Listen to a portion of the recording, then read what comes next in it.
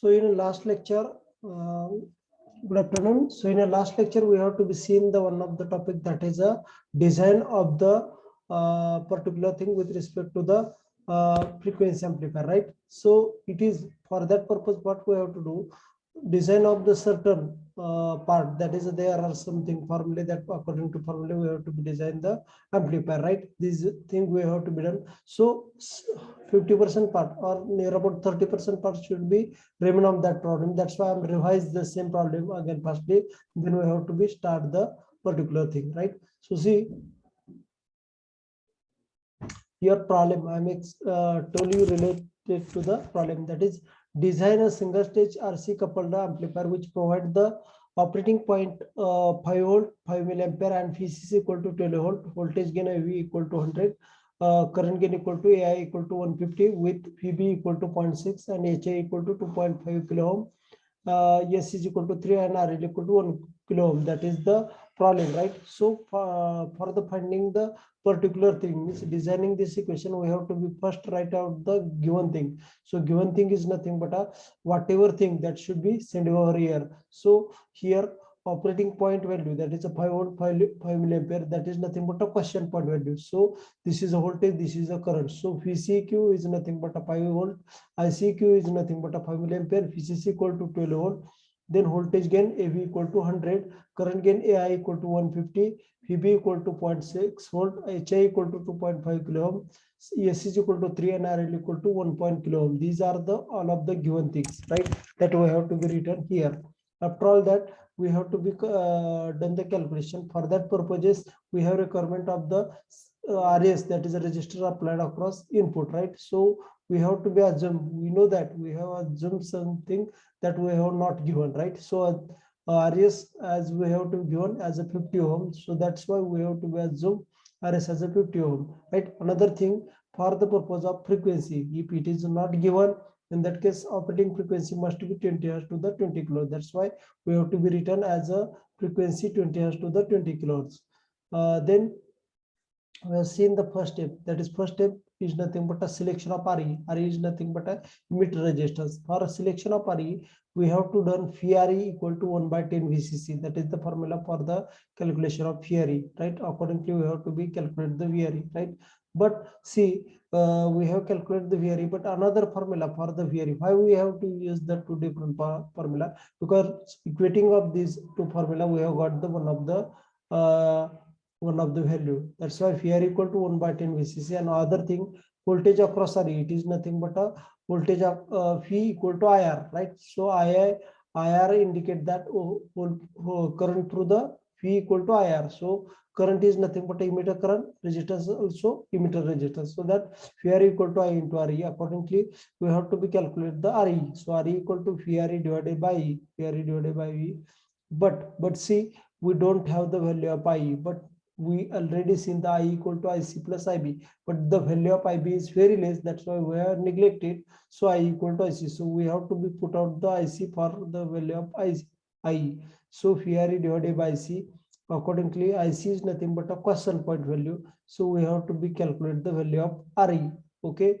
These are the revised part. That's why I'm telling fastly. Okay. Now see step second. During step second, what we have to do?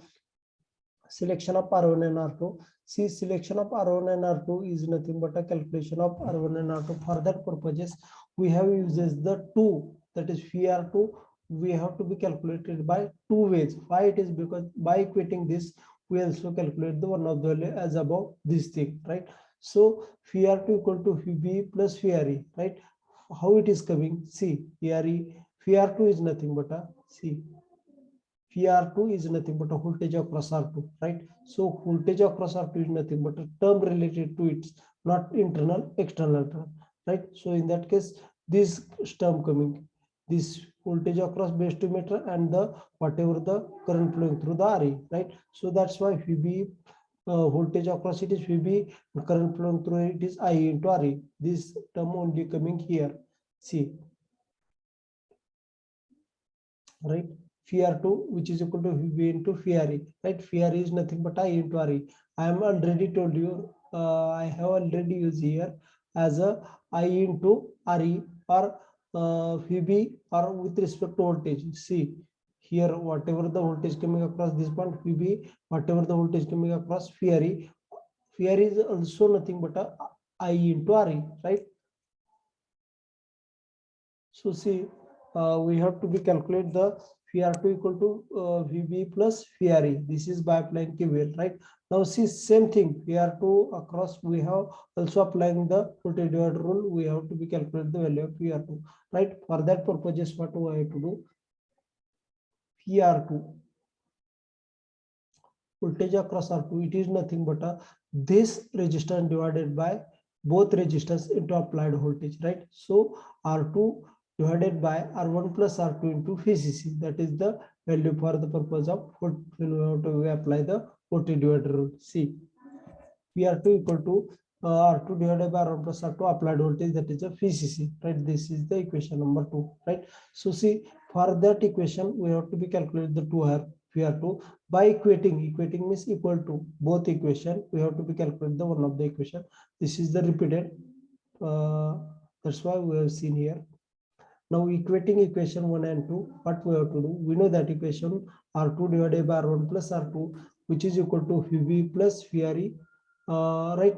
See, equation it is not. See, VR2, VR2 equation is nothing but a R2 divided by R1 plus R2 into R2 divided by R1 plus R2 into VCC. That is the equation. Now other equation is nothing but a VB plus VRE. Other equation VB plus VRE. That means here R2 divided by R1 plus R2 into VCC, right? So this VCC going here as a multiply here, it should be going here as a divided. That's why R2 divided by R1 plus R2, which is equal to VB plus VRE divided by VCC. Okay, we have no all value VB 0.6, VRE we have calculated 1.2, VCC 12 volt. Accordingly, we have to be calculate the R2 divided by R1 plus R2, that all of the factor, right? 0.15, right? So see, we know that one of the equation with respect to the stability factor, S is equal to 1 plus RB plus RE, right? So see, 1 plus RB we don't have, no, that's why it is nothing but a Thevenin's resistance. Thevenin's resistance indicate that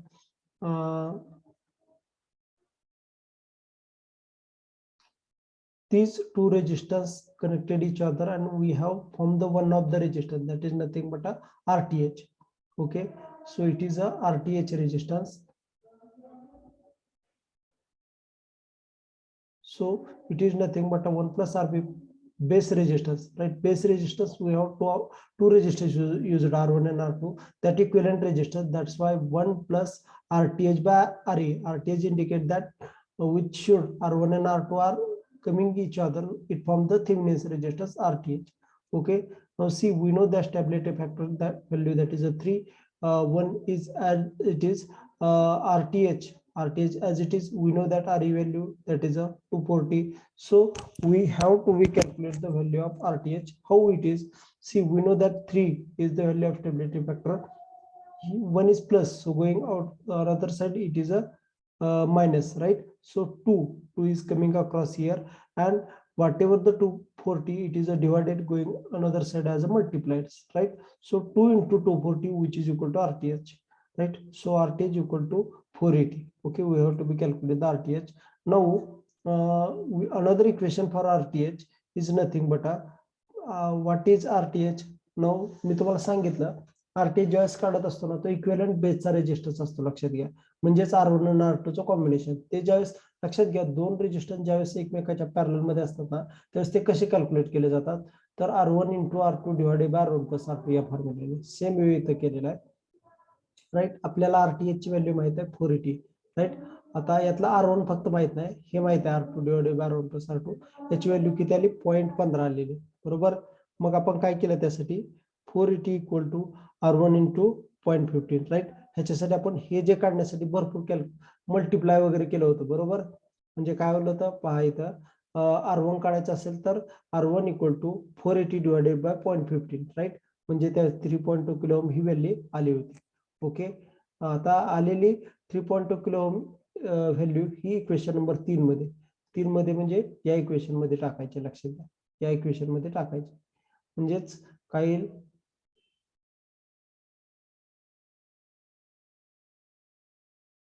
equation 3 मध्ये टाकल्यानंतर काय येईल, R1 equal to 3.2 kilo ohm.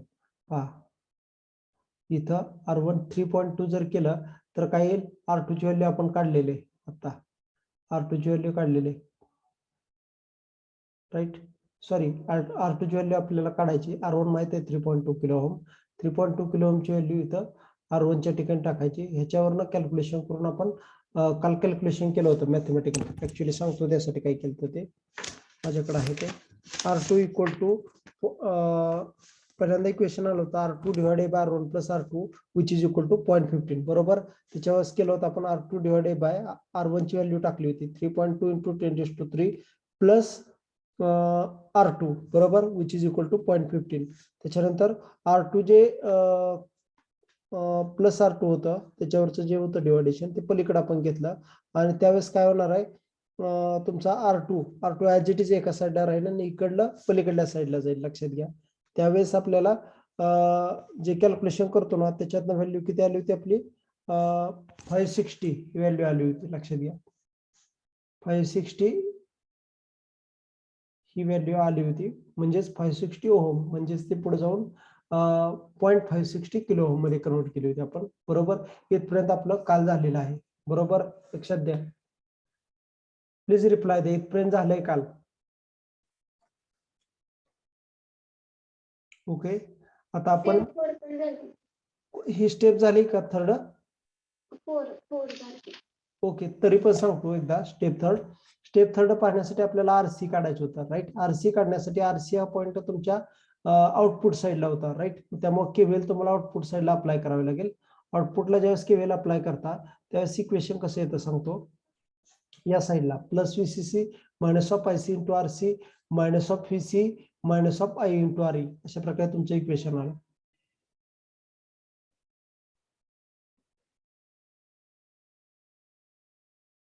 Right. VCC minus of IC into RC minus of VC minus of I into RE. I into RE म्हणजेच phi area असतं. लक्षात. V equal to IR. बरोबर. Phi area आलं. Right. म्हणजेच हे सगळं या साईडला होतं, पलीकडल्या साईडला हे निगेटिव्ह पार्ट गेल्यामुळे ते प्लस झाला. ओके.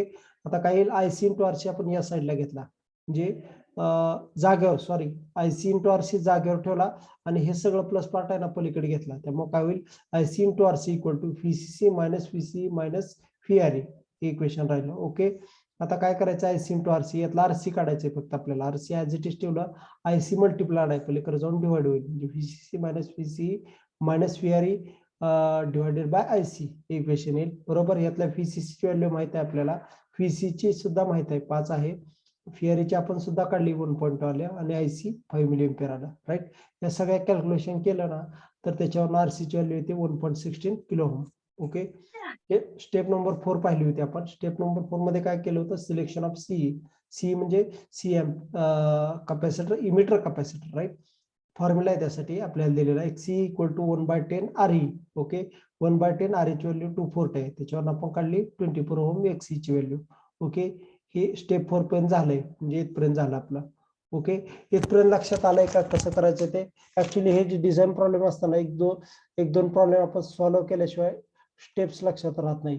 इथपर्यंत लक्षात आलंय का, काल झालेलं आहे आपलं, लक्षात आलंय का? प्लीज रिप्लाय द्या. Yes sir. ओके. आता पुढची स्टेप 5 पाहतोय आपण. त्याच्यातलाच स्टेप 4 मधलाच आता आपल्याला लक्षात घ्या, आपण XCE काढलंय. XCE कशासाठी काढलंय तर आपल्याला लक्षात घ्या, XCE चा फॉर्म्युला होता 1/10. हॅलो, आवाज येतोय ना? हॅलो, माझा आवाज येतोय? Yes sir. Okay. XCE equal to 1/10 RE 1/10 into 240 याच्याने XCE काढली. पण आपल्याला याच्यातनं ऍक्च्युली XCE साठी एक फॉर्म्युला आहे, XCE इक्वल टू 1/2 पाय FCE. याच्यातला काही टर्म जे आहेत ना ते आपल्याला माहित नाहीत. त्यासाठी आपण हा फॉर्म्युला यूज केलेला आहे. लक्षात घ्या. कॅपॅसिटर यातला जो 2 पाय FCE यातला C माहित नाही आपल्याला, बाकी सगळं माहित आहे. त्यामुळे XCE ची व्हॅल्यू टाकून आपण याच्यातला C काढतो. लक्षात घ्या. पहा, XCE इक्वल टू XCE म्हणजे 24 ओहम. राईट. XCE म्हणजे 24 ओहम इथं ठेवलेलं असतं. नंतर 1/2 पाय F ची व्हॅल्यू दिलेली आहे फ्रिक्वेन्सीची, आपण 20 असेल, XCE ची 24. राईट. त्याच्यावरून आपण सी ची व्हॅल्यू काढतो. लक्षात घ्या, हे कॅल्क्युलेशन तुम्ही करा बरं का, आत्ताच करा, कारण ते परत जर लक्षात येत नाही, त्यांच्याकडे कॅल्क्युलेशन येते 1/2πf इंटू XC.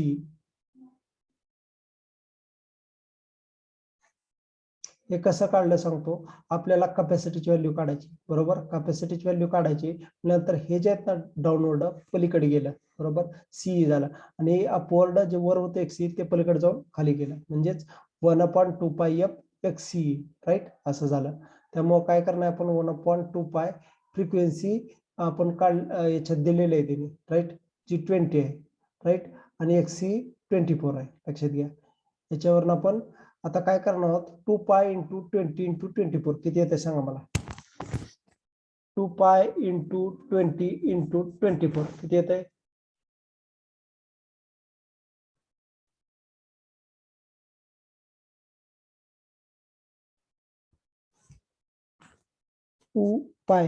पाय जर तुम्हाला हे नसलं तर 2.314 लिहा, 3.14. 2π इंटू 20 इंटू 24 किती येते सांगा व्हॅल्यू.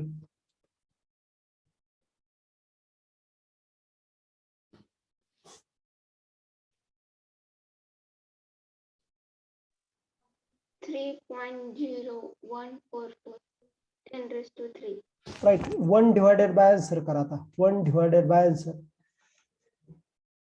1 डिवायडेड बाय आन्सर असले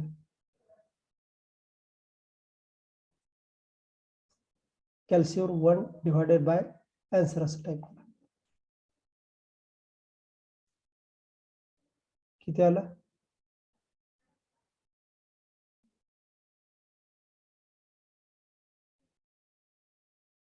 33174 इंटू 10⁻⁻6 -6 आलं ना. Yes sir. ओके, म्हणजे 331.74 -6 आहे, त्यामुळे लक्षात घ्या 10⁻³ म्हणजे मिली असतं, 10⁻6 म्हणजे मायक्रो असतं, 10⁻⁹ म्हणजे नॅनो असतं, 10⁻² म्हणजे पिको असतं. लक्षात घ्या, म्हणजे 6 आलं त्यामुळे मायक्रो, त्यामुळे 331.74 मायक्रो फॅरेड ही सीई ची व्हॅल्यू आली, राईट. त्यानंतर आता selection of CC1. CC1 indicate that coupling capacitor one. त्याच्यासाठी फॉर्म्युला डायरेक्ट त्याने दिलेला आहे. Actually XCC1 equal to 1/10 HI. लक्षात घ्या, त्याच्यावरून तुम्ही काय ही व्हॅल्यू काढा. XCC1 equal to 1/10 HI. 1/10 HI ची व्हॅल्यू आहे 2.5. कॅल्क्युलेशन करा.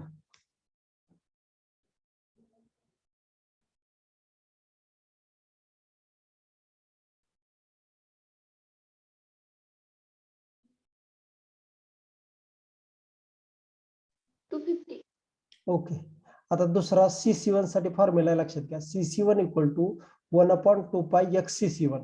लक्षात घ्या, त्यातलं आपल्याला XCC1 जे आहे ते माहित आहे. लक्षात घ्या, त्यामुळे ते पलीकडे घ्यायचं, म्हणजेच काय होईल, XCC1 equal to 1/2π FCC1. Sorry, आपल्याला जो XCC1 चा फॉर्म्युला आहे ना, सॉरी, XCC1 चा जो फॉर्म्युला आहे XCC1 इक्वल टू 1/2π CC1 आहे. लक्षात घ्या, XCC1 चा फॉर्म्युला काय, XCC1 इक्वल टू 1/2π FCC1. तर आपल्याला काढायचं CC1, राईट. त्यामुळे काय करायचं, हे इकडे घ्यायचं. लक्षात घ्या, जे CC1 इथं होतं ते इकडे गेलं, त्यामुळे इथले XCC1 खाली जाईल, बरोबर. आता काय होणार आहे, फॉर्म्युला लिहून काय वाटलास तर, XCC1 equal to formula XCC1 equal to 1/2π FCC1.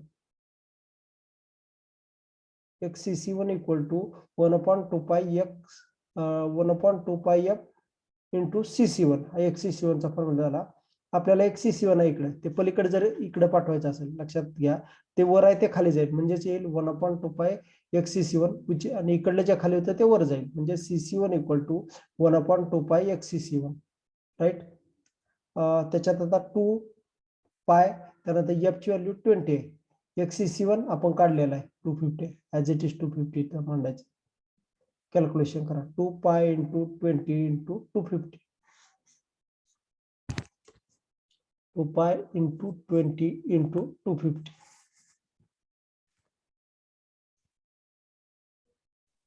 31.84. हे डायरेक्ट व्हॅल्यू आली. 1 डिवायडेड बाय करायचं आपल्याला 2 पाय इंटू 20 इंटू 250 हे किती येते सांगा मला. 2 pi into 20 into 250.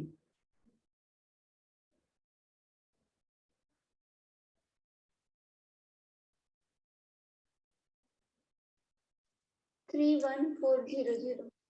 1 divided by answer करा आता.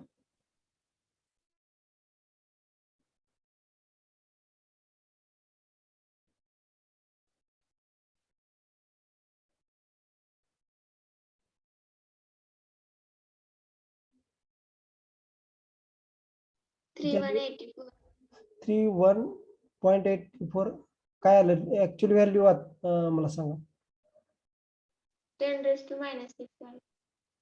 -6 आहे ना. 31.84 इंटू 10 रेस्ट टू -6 -6 असल्यावर मायक्रो होतं. 31.84 मायक्रोफॅरेड ही CC1 ची व्हॅल्यू आली. Okay. Second formula selection of CC2. CC2 साठी सेम फॉर्म्युला. एक CC पहा त्याच्यासाठी पहिल्यांदा एक CC2 काढून घेऊ आपण. हा एक CC2 डायरेक्ट दिलेला आहे तुम्हाला फॉर्म्युला दिलेला आहे. CC2 indicate 1/10 RC plus RL. Right. RC माहित आहे तुम्हाला, RL माहित आहे. 1.16 आणि RL 1K. ओके. त्याच्यावर तुम्ही एक CC2 काढला. बरोबर. एक CC2 काढला. आपल्याला एक CC2 म्हणजे कॅपॅसिटिव्ह रिएक्टन्स ऑफ CC2 काढला इथं. पण आपल्याला काय पाहिजे, CC2 पाहिजे. जे त्याचा फॉर्म्युला ऍक्च्युली एक CC2 चा फॉर्म्युला काय असतो सांगतो. 1/2 पाय F CC2. लक्षात घ्या. 1/2 पाय F CC2 असतं. पण आपल्याला काढायचं एक CC2. त्यामुळे काय करायचं, इकडला इकडे जाईल, वर जाईल. म्हणजे CC2 इक्वल टू 1/2 पाय एक CC2. राईट. हे इक्वेशन आहे. त्याच्यावर तुम्ही 1 करायची. 1 डिवायडेड बाय 2 पाय F ची व्हॅल्यू 20. एक CC2 ची व्हॅल्यू आता आपण काढलेले. सॉरी याच्यामध्ये एक CC2 नाही, एक CC2 ची व्हॅल्यू ऍज युजल पुट करायची. किती आली एक CC2 ची 260. राईट. 1/2 पाय 20 इंटू 260.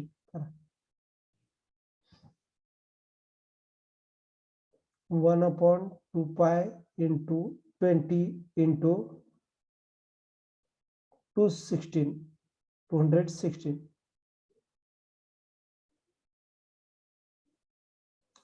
एवढं फक्त सांगा मला आधी. 2 पाय इंटू F इंटू एक CC2 म्हणजे 2 पाय इंटू 20 इंटू 216 ह्याची व्हॅल्यू किती येते सांगा मला.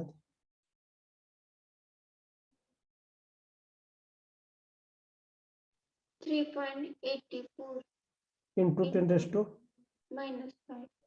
ओके. 1 डिवायडेड बाय आन्सर करा.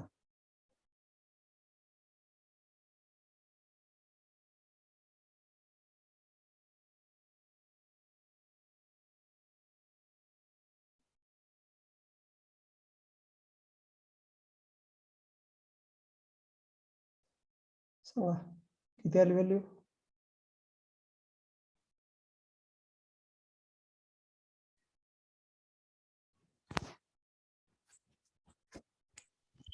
हा किती आली व्हॅल्यू.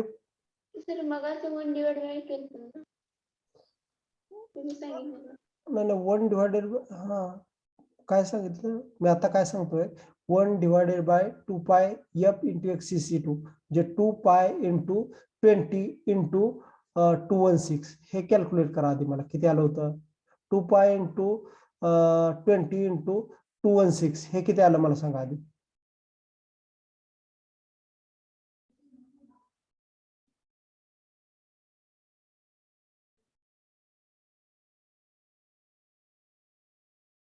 हे कॅल्क्युलेशन आलं ना त्या सगळ्याला तुमचं कॅल्क्युलेटर कोणता आहे मला सांगा. Into 10 raise to 3. 27.12 into 10 raised to 3. Okay. 1 divided by answer करा.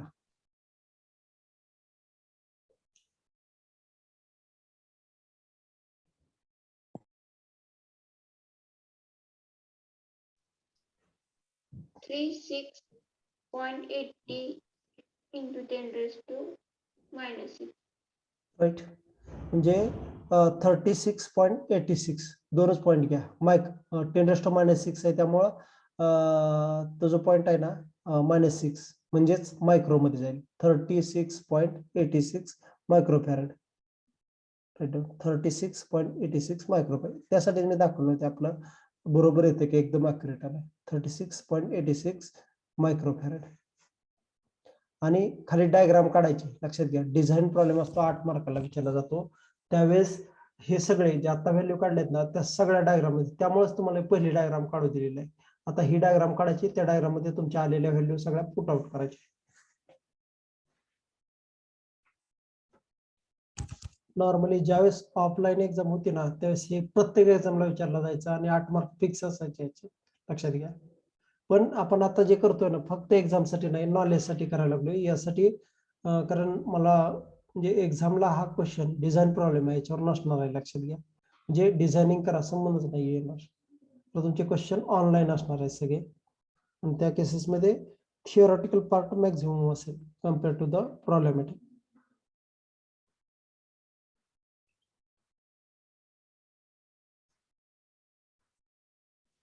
ही डायग्राम काढून घ्या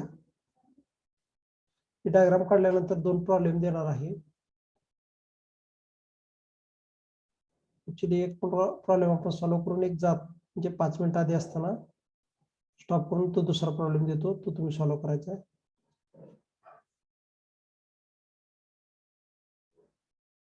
सेम स्टेप कुठल्याही तुमचा एक प्रॉब्लेम असेल त्याला स्टेप सेम फॉलो करायचा काही सुद्धा वेगळं नाही थोडं कॉम्प्लेक्सिटी आहे पण 1 2 3 एक्झाम्पल सॉल्व्ह केलेला नाही याच्यात कॉम्प्लेक्सिटी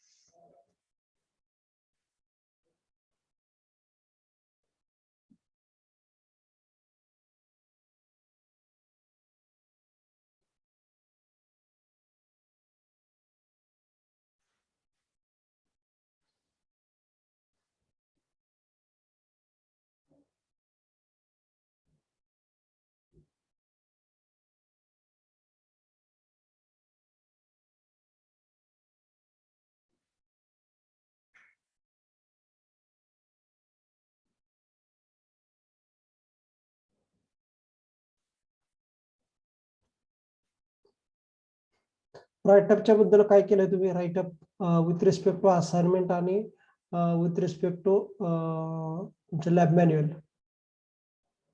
चालू केलंय का लिहायला नाही असाइनमेंटचे क्वेश्चन तुमच्या ग्रुपवर टाकू का कुठले कुठले तुमच्याकडं असाइनमेंट शीट म्हणजे तुमचं जे टीचिंग डायरी आहे ना त्याच्यावर असाइनमेंट दिलेले आहेत त्यातले सगळे मला वाटतं सगळे क्वेश्चन मी देत नाही 5-6 क्वेश्चन देतो त्याचा PDF मी काढलेला आहे कुठल्या असाइनमेंटचे कुठले क्वेश्चन तुम्ही लिहायचे ते तुम्हाला तुमच्या ग्रुपवर सेंड करतो त्याप्रमाणे 2-3 दिवसात उद्या रविवार आहे त्यामुळे उद्या मॅन्युअल आणि असाइनमेंट लिहायची आणि मी लिंक टाकतो तुम्हाला त्या लिंकवर वेगवेगळं शेअर करायचे पहिल्यांदा मी असाइनमेंट टाकतो आणि त्यानंतर लॅब मॅन्युअल लक्षात घ्या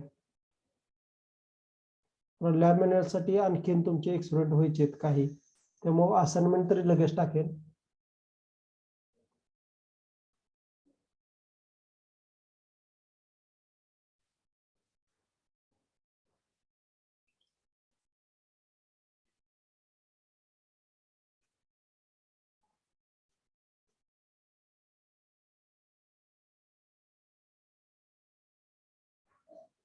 झाली diagram yes sir okay down second problem next chapter सुरू करायचं म्हणलं तर बरं टेस्टच्या रिस्पेक्ट थोडं डिस्कस करायचं का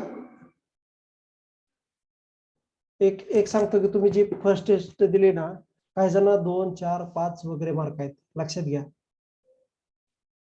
तसं व्हायला नकोय टेस्ट साठी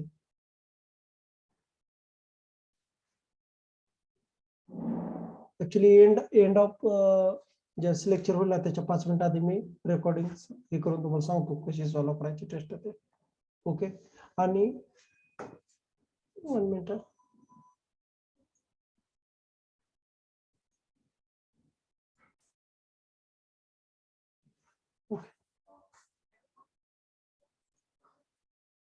सगळ्यांनी टेस्ट द्या okay second problem write down design a single stage common amplifier problem लिहून घ्या.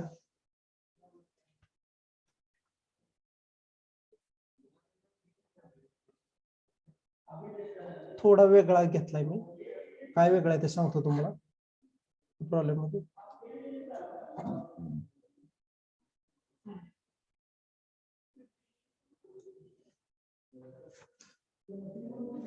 प्रॉब्लेम फक्त सुरुवातीची स्टेज थोडं वेगळं आहे. ते जर तुम्ही सॉल्व्ह केलं तर पुढच्या प्रॉब्लेम मध्ये काहीच अवघड नाही.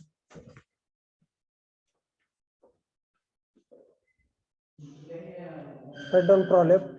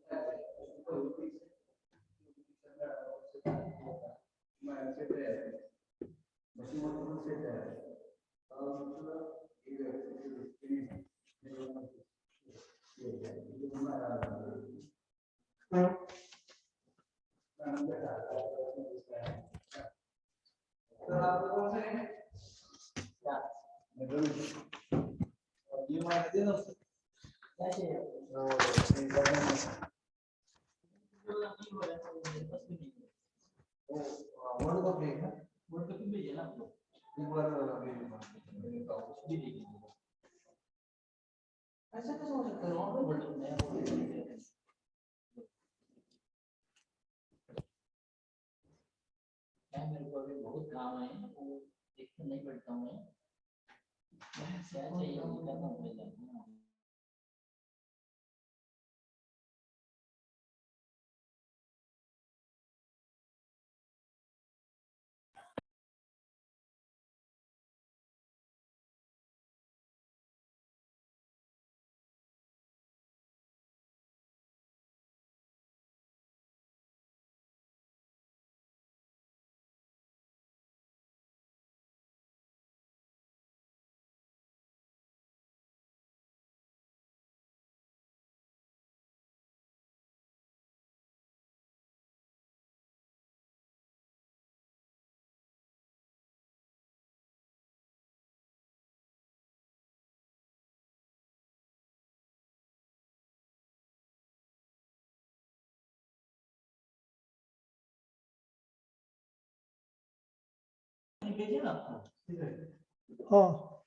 गिवन थिंग लिहून घ्या. Design a single stage combinator amplifier to give the AV equal to 100, AC is equal to 10 and output voltage of 2 volt RMS, HEP equal to 12.125, HI equal to 2.7 K, right? So given data for that, it is a first thing AV equal to 100, stability factor equal to 10, then voltage equal to 2 RMS, right? Output voltage is equal to 2 volt RMS. Then HEP equal to 125, right? Then HI equal to 2.7 K. These are the given data, right? But see, whatever the voltage coming across here, that is a phi RMS, right? But see, we have requirement of the phi-m, that is a phi-m may indicate that peak to peak voltage we have to be required. That's why we have to be convert the phi RMS value, whatever the VRS value given, that should be into the phi-m value, right? That's the formula. Phi RMS चा formula phi RMS equal to pm by root 2. लक्षात घ्या, आपल्याला pm काढायचं आहे. तर इकडले इकडे गेला म्हणजे pm equal to phi RMS by pm इकडे ठेवलं नाही, रूट 2 पलीकडे जाईल. लक्षात घ्या, म्हणजेच phi RMS into root 2 येईल.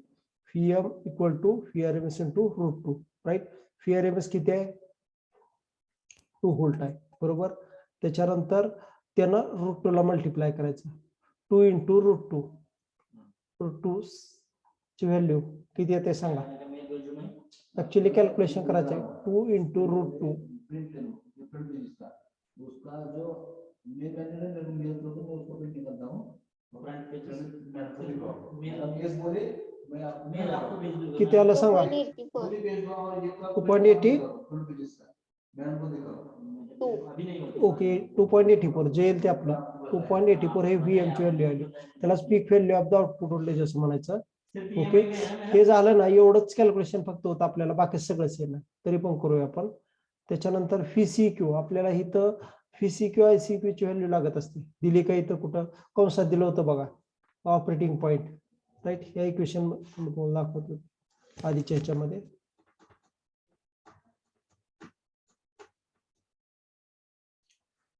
हे पहा ऑपरेटिंग पॉईंटची व्हॅल्यू FCQ आणि ICQ ते दिलेलं आहेत, त्या कशा काढायच्या ते पहा.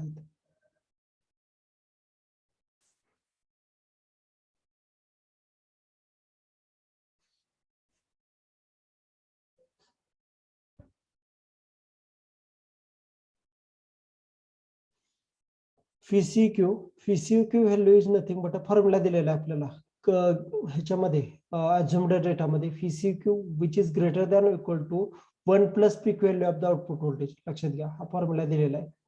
FCQ greater than or equal to 1 plus peak value of the output voltage. Right, ह्याच्यावर आपण काय करायचं, FCQ equal to 1 plus peak value आपण आता काढली 2.82 ते ऍड करायचे. Right,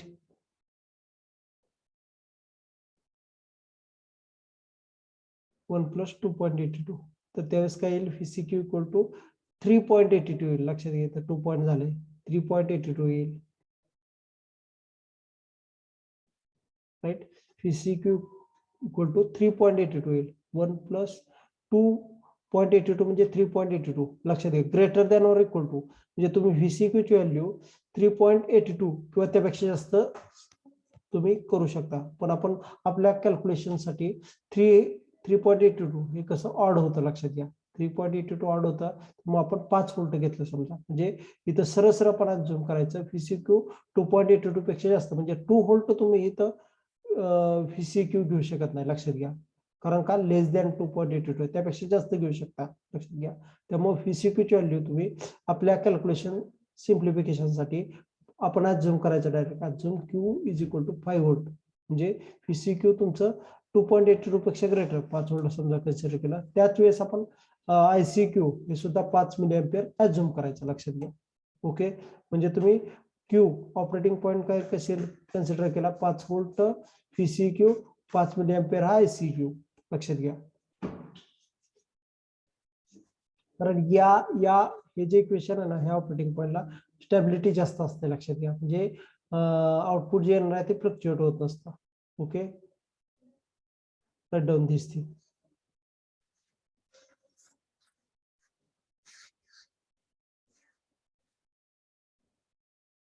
Assume Q in a bracket 5 volt, 5 milliampere.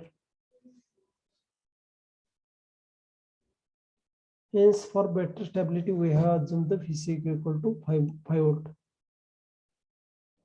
Okay. आता लक्षात घ्या, आपल्याला FCQ ची व्हॅल्यू 5 आहे, बरोबर. 5 FCQ इक्वल टू VCC/2. आपल्याला इथं जे आहे ना, याच्यात VCC ची व्हॅल्यू कुठेही दिलेली नाही, तर आपण आता VCC ची व्हॅल्यू कशी काढायची, तर फॉर्म्युला आहे त्यासाठी FCQ इक्वल टू VCC/2. आता VCC आपल्याला माहित नाही, FCQ माहित आहे 5 आहे, बरोबर. 5 इक्वल टू VCC/2. राईट, आता VCC इक्वल टू 2 न मल्टिप्लाय ह्याला होईल. Right, 2 into multiply by VCQ 5, 2 इंटू 5 10 म्हणजे VCC ची व्हॅल्यू आली 10. लक्षात येत आहे,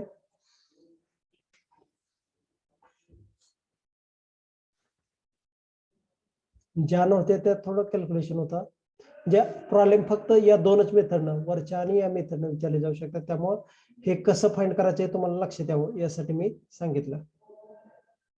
इथपर्यंत लिहून झालंय ना, VCC इक्वल टू 10 व्होल्ट इथपर्यंत लिहून झालंय का? रिप्लाय द्या मला, इथपर्यंत झालंय का लिहून? येस सर, झाले. ओके, आता बाकीच्या स्टेप सेम फॉलो करायच्या जसे होत्या. पहिल्यांदा selection of R E,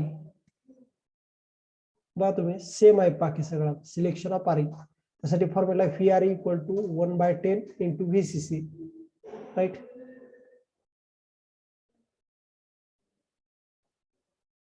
FRE equal to 1/10 VCC.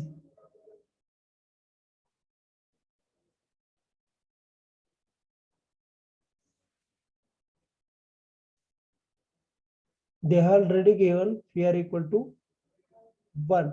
Sorry, 1/10 VCC. VCC is nothing but a 10. 10 divided by 10, it is nothing but a 1. FRE value 1. Right.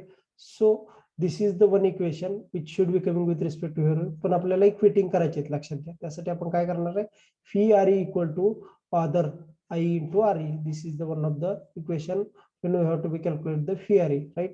So we have to be calculate by this equation RE equal to phi RE divided by I. Okay, phi RE is nothing but a 1 and I is nothing but a 5 milliampere. Accordingly, we have to be calculate the value that is a 200 ohm. बरोबर आहे का check करा ते calculation. 1 divided by 5 milliampere, 5 into 10 raised to minus 3. 1 divided by in a bracket घ्यायचा 1 divided by in a bracket 5 into 10 raised to minus 3 bracket complete.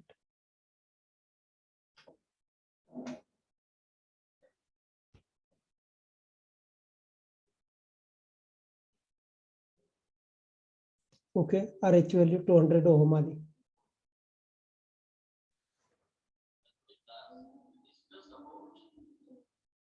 See the step second.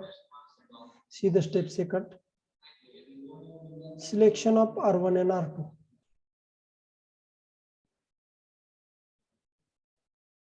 Selection of R1 and R2.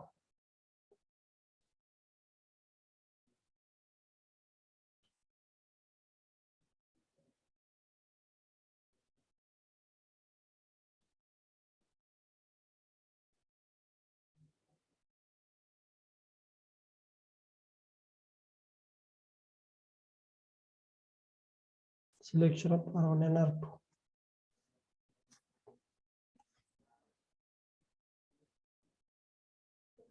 We know that phi R2 is nothing but we have seen that when we have to apply KVL, in that case voltage across base 2 meter and voltage across RE. These are the equations. VB plus phi RE.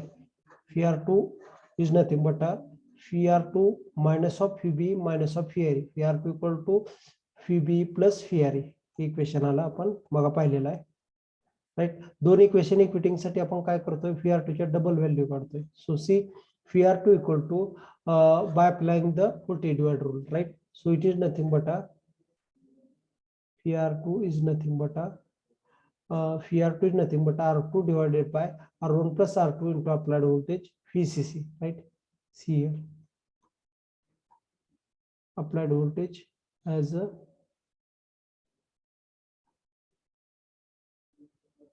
phi CC, okay?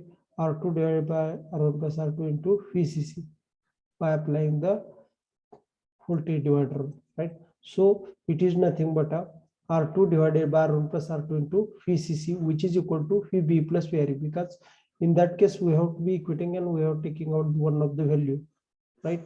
So this value, see, R2 divided by R1 plus R2 into VCC, phi B plus phi RE. So VCC of the in this side going on other side, that is phi B plus phi RE divided by phi CC. Okay, we know phi B 0.6, phi RE it is a 1, right?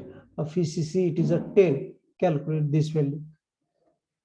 0.6 plus 1 divided by 10 किती येते सांगा. 1.6 divided by 10 म्हणजेच 1 phi B 0.6 phi RE 1.6 divided by 10 म्हणजेच 0.16 येईल, बरोबर. 0.16.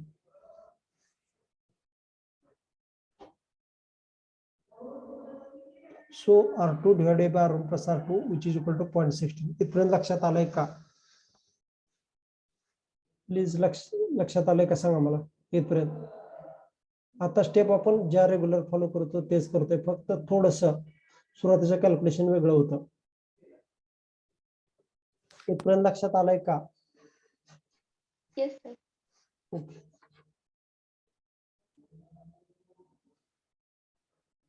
Now we know that the stability factor, that is GS, right? S is equal to 1 plus RB plus RE, right? इथं आपल्याला हे इक्वेशन स्टॅबिलिटी फॅक्टरचं इक्वेशन माहित आहे 1 plus RB plus RE, right. तर याच्यातलं आपल्याला RB plus RE as it is पहा, RB plus RE as it is ठेवायचं आणि इथं आहे हे ठेवायचं, हे 1 पलीकडे घ्यायचं, राईट. ते प्लस आहे ते पलीकडे जाऊन मायनस होईल. याची व्हॅल्यू 10 आहे, बरोबर. 10 minus 1 it is a 9. So RB equal to 9. See, RB by RE equal to 9. लक्षात घ्या. RB by RE equal to 9, पण हे RE जर पलीकडे घेतलं आपण तर RB इक्वल टू 9 RE येईल, लक्षात घ्या. हे कशासाठी करतोय, आपल्याला RE ची व्हॅल्यू माहित आहे, RE ची व्हॅल्यू आपण काढलेली म्हणजे RE गुणिले 9 केलं तर तुम्हाला येईल RB ची व्हॅल्यू. RB ची व्हॅल्यू म्हणजेच RTH असणार आहे, कारण का RB म्हणजे दोन रेजिस्टन्स R1 आणि R2 याचं कॉम्बिनेशन करून आपण थेवेनिन रेजिस्टन्स काढत होतो, लक्षात घ्या. हे कसं केलंय लक्षात आलंय का सांगा, मी परत एकदा सांगेन जर नसेल आले तर. लक्षात आलंय का, एक रिपीट करतो मी, पहा. आपल्याला stability, we know that stability factor, right. Stability factor is nothing but 1 plus RB divided by RE, right? So RB by RE we are taking one side and one going on another side. We know that stability factor value 10, this one going here as a minus 10 minus 1 9. So RB by RE equal to 9, right? RB by RE equal to 9, but when we have to be taking RE on another side, it is nothing but RB equal to 9 RE. Okay, we know that RE value, so RB equal to 9 into RE. RE is nothing but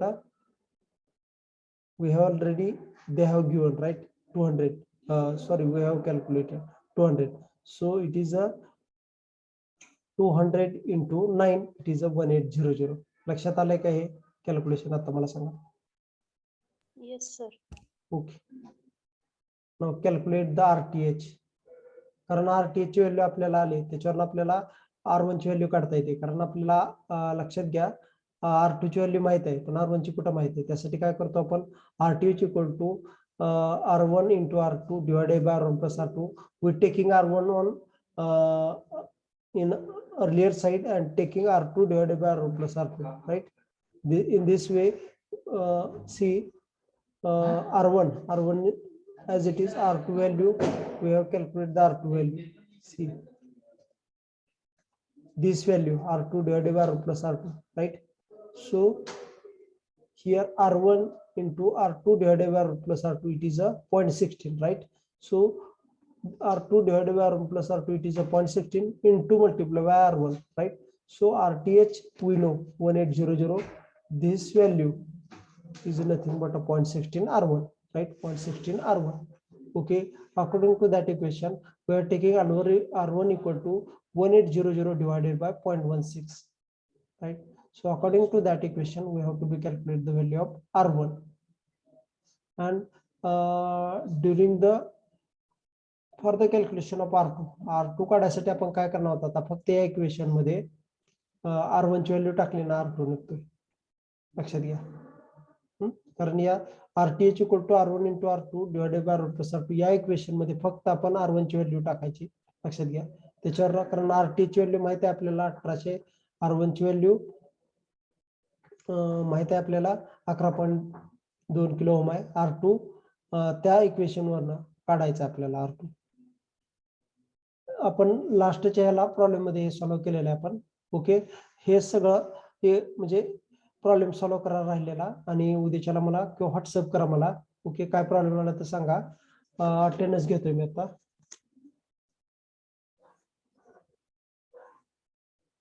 काल जसं आपण पहा याच्या calculation साठी, कशाच्या calculation साठी, R2 च्या calculation साठी जसं केलं मी तुम्हाला सांगितलं होतं तसं R2 divided by R1 plus R2 which is equal to 0.15 कालच्या साठी होतं, त्याप्रमाणे कॅल्क्युलेशन करायचे, लक्षात घ्या. Roll number 1